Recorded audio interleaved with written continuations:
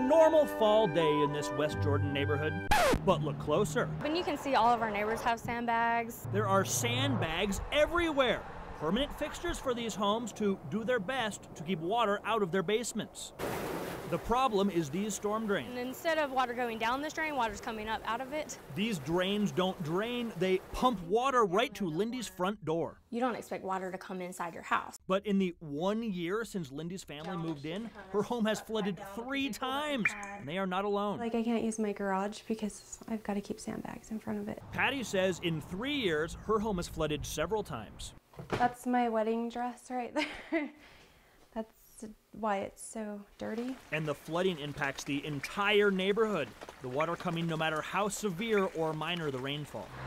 By all accounts, the problem is Constitution Park, the park across the street from their homes. The park is designed to fill and act as a water retention pond as it did last August. But when the water in the park reaches a certain level, gravity forces water out of the park and into the neighborhoods.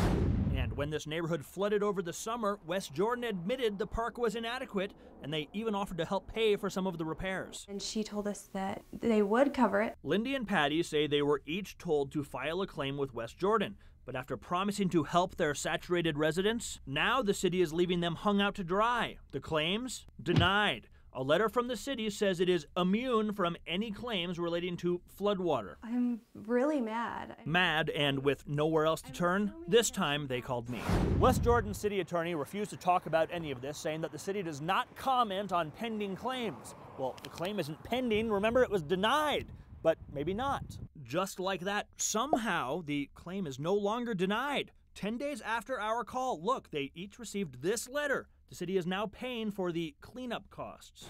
And while that addresses the immediate problem, residents in this neighborhood say they are not satisfied. After all, what is to keep this city pond from flooding their homes again? And it probably will. We investigated and found the city has known about the Constitution Park issues for years. Since 2008, look, the city has budgeted hundreds of thousands of dollars to fix the park. But despite the budget, year after year, $0 are actually spent on the project. The city attorney still refuses to talk to us, so we went upstairs to his boss. It's not something that's isolated to one area in the city. Melissa Johnson is the mayor of West Jordan City. She says they would love to fix the problem, but they simply don't have the $5 million it would take. But we can't do projects we can't pay for. Sure, but what about the budgeted money that was never spent? Well, Johnson says it was cut, blaming tough times. And she points the finger at the West Jordan City Council, saying that at one time they discussed raising the storm drain fees to pay for this project, but the council voted it down. If history is any indication, the park seems destined to fill and flood again.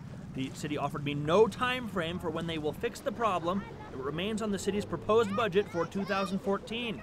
But we've seen the project has been pushed before. But it seems to me that these houses flooding the way they are is the city's fault.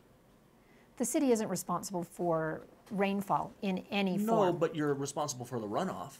No city takes responsibility for rain because it's not something we can control. We can't turn it off, we can't turn it on. All we can do is try to manage it to the best of our ability. But procrastinating on the fix? Residents here say that is not handling it to the best of your ability. I've asked people there, would you want to live here? And they've told me straight, no, but it's okay that I live here.